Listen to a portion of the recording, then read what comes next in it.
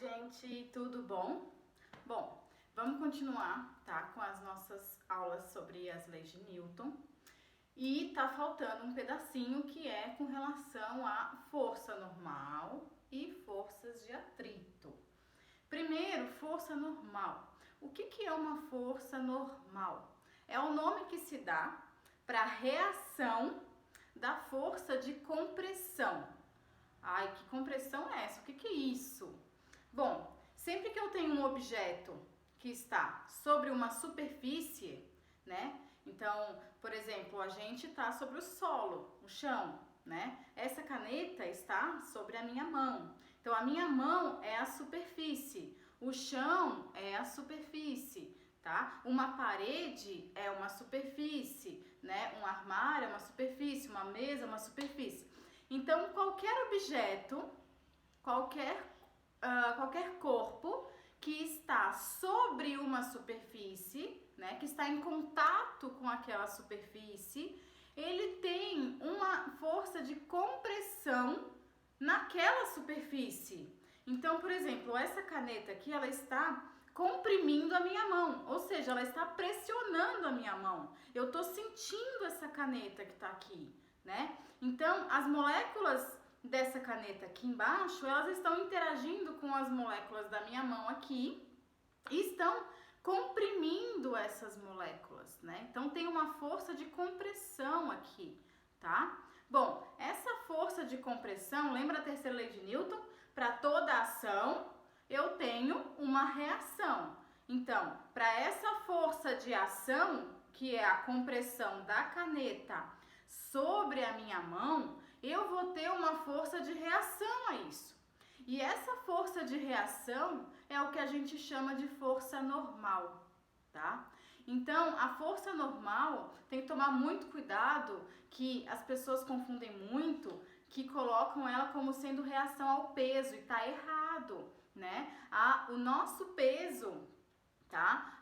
Ele tá agindo lá no centro da Terra, né? A gente não consegue representar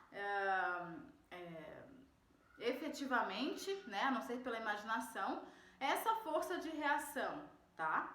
Então, a força normal, ela não é a força de reação ao peso, certo?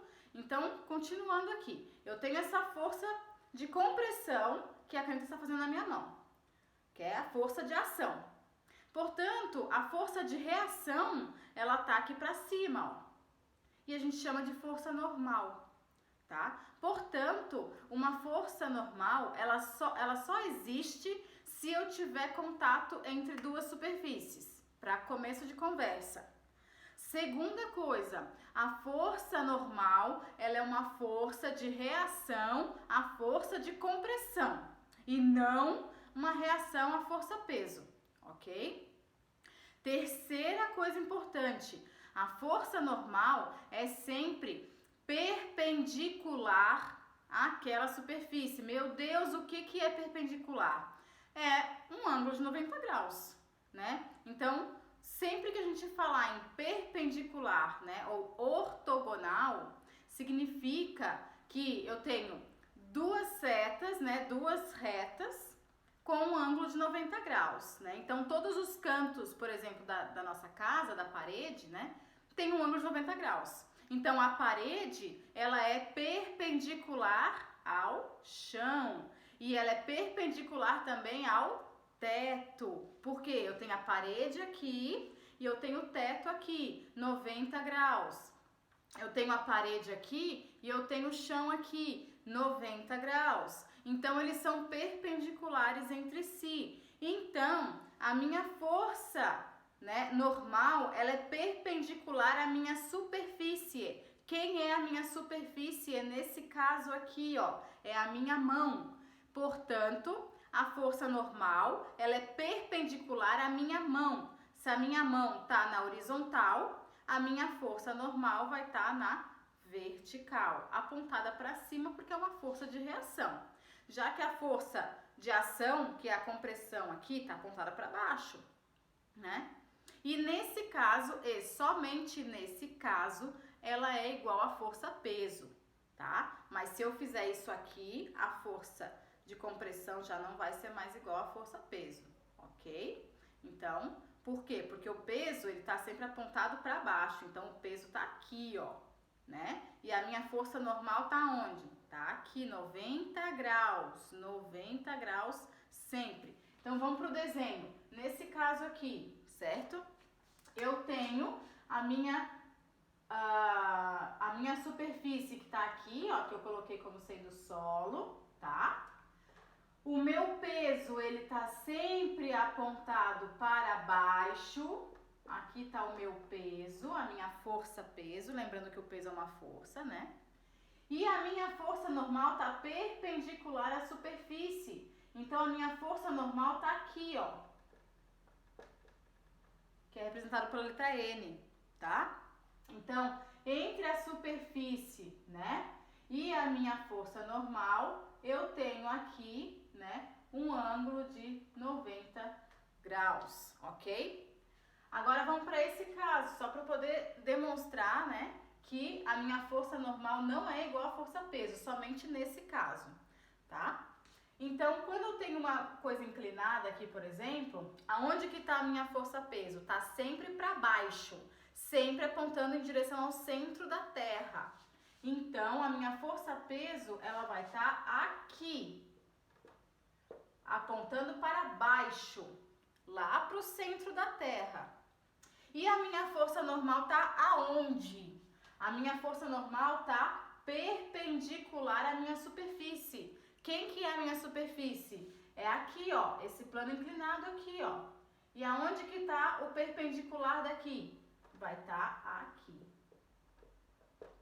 né? Então, aqui, ó, eu tenho perpendicular à minha superfície aqui de baixo, tá? Então, percebam que nesse caso, então, a minha força normal não vai ser igual à força-peso, certo? Ela vai depender, então, desse ângulo de inclinação que tá aqui. Ok? Bom, então eu consigo, né, calcular nesse caso aqui a força normal como sendo M vezes G, que é a minha força-peso. Somente nesse caso. Nesse caso aqui, não. Nesse caso aqui, eu vou precisar decompor a minha força-peso, né? Então, aqui eu vou decompor, né, num eixo Y, no eixo X, para que eu tenha um PX e um PY. E aí, a minha força normal vai ser igual a quem? Vai ser igual ao meu PY, que vai estar aqui embaixo, ó. Então, aqui vai estar o meu PY, né? E aqui vai estar o meu PX. Eu vou decompor a minha força-peso baseado nesse ângulo aqui. Aqui vai virar um triângulo retângulo, que daí já é assunto para uma próxima aula, certo? Senão eu vou bagunçar muito aqui. Bom, então a força normal, espero que tenha ficado bem claro, porque ela vai estar incluída na minha força de atrito.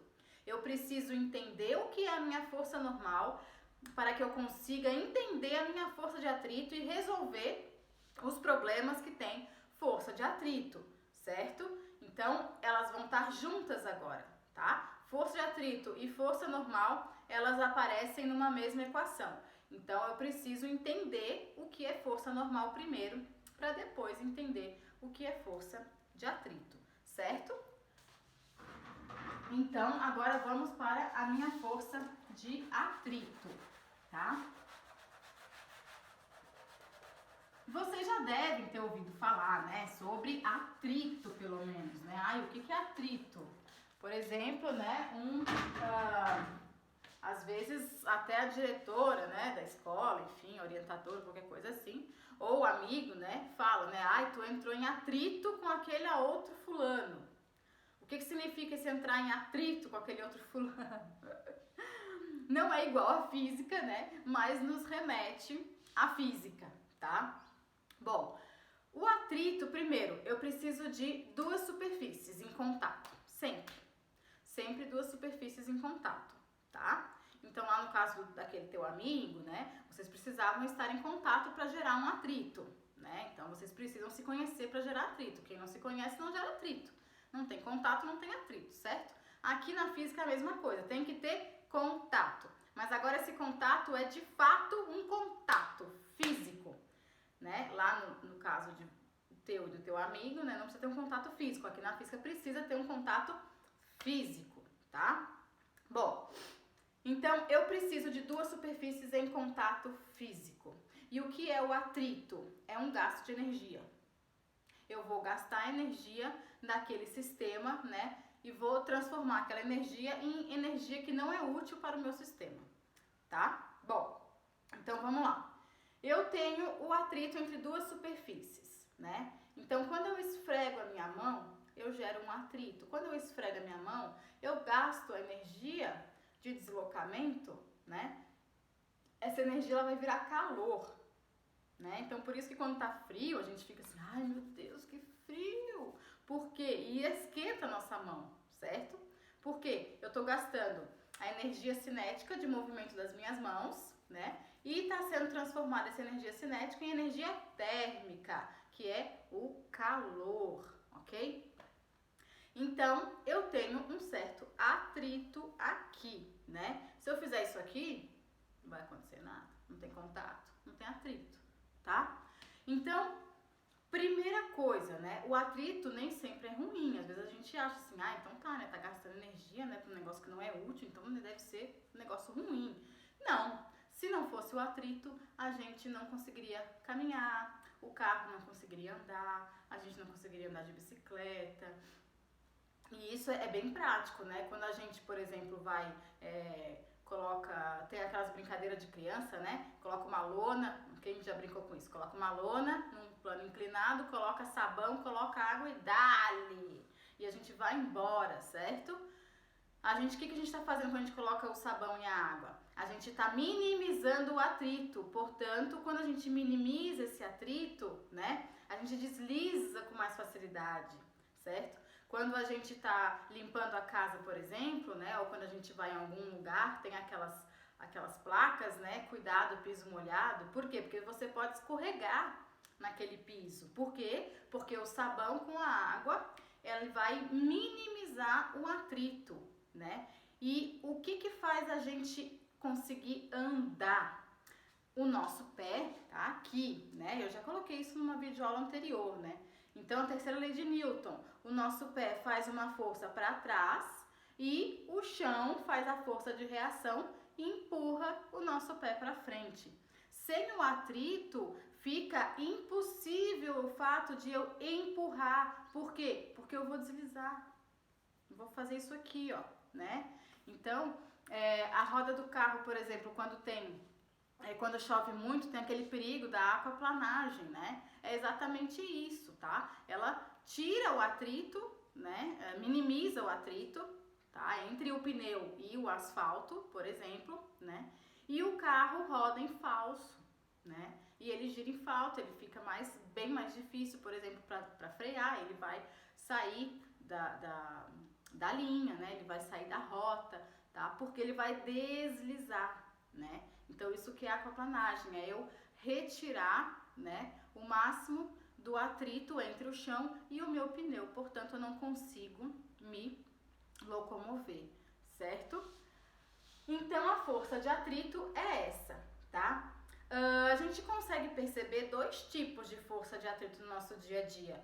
Todo mundo aqui já empurrou uma cama, já puxou a cama, né, já empurrou um armário, tirou o armário do lugar. E o que a gente percebe quando a gente faz esses tipos de força?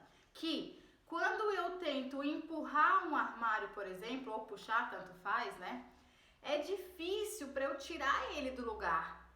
Mas depois que eu tiro ele do lugar, é fácil manter em movimento, né? Não que seja muito fácil, mas é mais fácil manter em movimento do que eu retirar aquele armário do estado de repouso, por exemplo. Então, eu tenho dois atritos, eu tenho duas forças de atrito. Eu tenho a força de atrito estático e eu tenho a força de atrito dinâmico.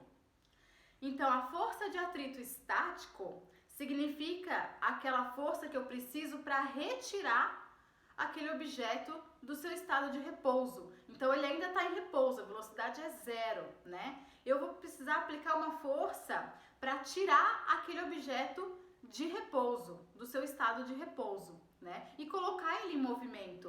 Então, enquanto eu não conseguir colocar ele em movimento, eu estou utilizando a força de atrito estático. A partir do momento que eu coloco ele em movimento, o atrito estático passa para o atrito dinâmico, né? Dinâmico vem de movimento, vem de algo em movimento. A palavra dinâmica vem de algo em movimento, certo? Então eu tenho essas duas forças de atrito, né?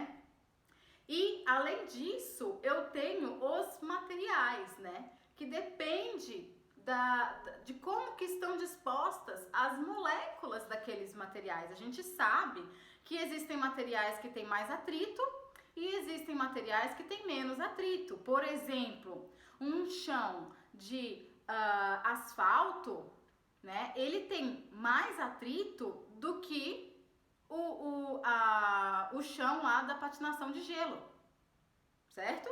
Tanto que a gente não consegue andar naquele negócio de gelo sem patins, né? Então a gente não consegue andar, tá? Com o nosso pé assim normal, a gente não anda, a gente vai escorregar e vai cair. E no asfalto a gente consegue andar, né? Exemplo, as lixas também, as lixas são muito importantes, né? Quem mexe aí com construção, por exemplo, sabe que tem vários tipos de lixas, né? Pra gente conseguir polir um material, né? Ou raspar um material para que ele fique mais ou menos perfeito, né? Perfeito no sentido de liso, tá? Então a gente tem esses tipos de materiais também. Portanto, depende desses materiais a força de atrito, né? E aí a força de atrito, então, a gente vai denominar por Φ, né? Vai ser igual a um coeficiente que eu chamo de Mi, é uma letra grega, Mi, isso aqui não é um U, tá? É um Mi, é um U com uma perninha mais compridinha aqui, ó. Multiplicado pela força normal, né? Então aqui tá a relação que eu falei anteriormente entre a força de atrito e a minha força normal. Então o atrito, né? O atrito estático,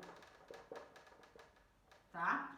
Não tem movimento ainda, a velocidade aqui é 0, tá? Não tem ainda movimento, tá em repouso. Repouso. E aí eu vou ter o Φ, né? Estático vai ser igual a um Mi estático vezes a minha força normal, né? E o meu atrito dinâmico, tá? A velocidade vai ser diferente de 0, entrou em movimento, né? Então aqui eu tenho movimento. E aí é o meu Φ dinâmico, que a gente chama, ou Φ cinético, tanto faz, tem livros que colocam Φ cinético, tá? É a mesma coisa.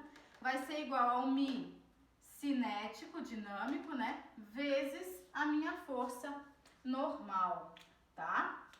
Então eu vou ter dois tipos de Mi. E esse Mi é o coeficiente de atrito daquele material. Então eu tenho o coeficiente de atrito dinâmico e o coeficiente de atrito estático, tá? Eu tenho dois tipos de coeficiente. E o interessante desses coeficientes é o seguinte: o coeficiente de atrito estático, ele é maior que o coeficiente de atrito dinâmico. Então, o Mi estático é maior que o Mi dinâmico, né? Portanto, a minha força de atrito estático sempre vai ser maior do que a força de atrito dinâmico, que é o que eu falei anteriormente. É mais difícil tirar um objeto de movimento, de repouso, do que manter ele em movimento.